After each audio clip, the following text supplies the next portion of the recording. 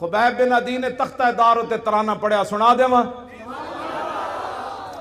لقد جمع الاحزاب حولی والبوا قبائلهم واستجمعوا كل مجمعي وكلهم مبدل عداوة جاهد علي لأني في وساق بمضيعي وقد جمعوا أبناءهم ونساءهم وقربت من جزع طويل ممنعي وقد خيروني الكفر والموت دونا وحملت عيناي من غير مجزعي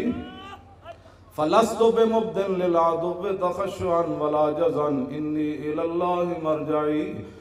وما بي حذار الموت انی لمیت ولیکن حذاری جحم نار ملفعی۔ جب آپ دا جسم کٹ رہے سن تو اس شعر دا معنی میں فرمایا میں موت سے نہیں ڈرتا، موت تو ایک دن آنی ہے۔ وما بی حذار الموت انی لمیت، فرمایا موت میرا کچھ نہیں بگاڑ سکتی، آج نہیں تو کل تو اس نے آنا ہی تھا۔ ولیکن حذاری جحم نار ملفعی، میں تے اس جہنم دی اگ دے شولے کو ڈرنا جڑا پورا لپیٹ چ لے لوی گی۔ ہاں فرمایا موت سے میں نہیں ڈرتا، میں تو اس آگ سے ڈرتا ہوں کہ حضور سے بے وفائی ہو گئی تو پھر کیا ہوگا۔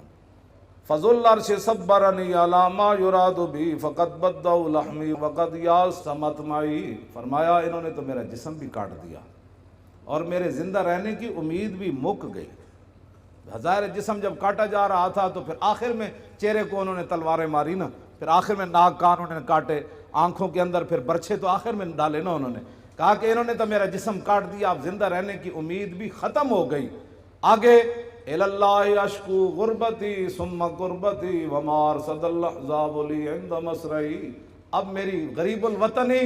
اور میرے اوپر جو ظلم ہو رہا ہے میں اس کی شکایت اپنے رب کی بارگاہ میں کر رہا ہوں۔ کیوں جی؟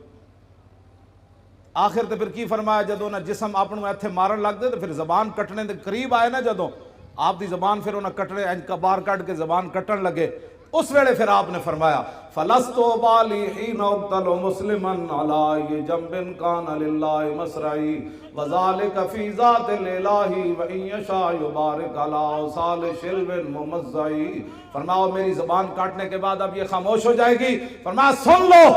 مجھے تمہاری اب زبان کاٹنے کے قریب آ گئے، مجھے اس بات کی کوئی پرواہ نہیں تم میری زبان کاٹنے لگے ہو، اس لیے کہ میں دنیا سے محمد عربی کا غلام بن کے جا رہا۔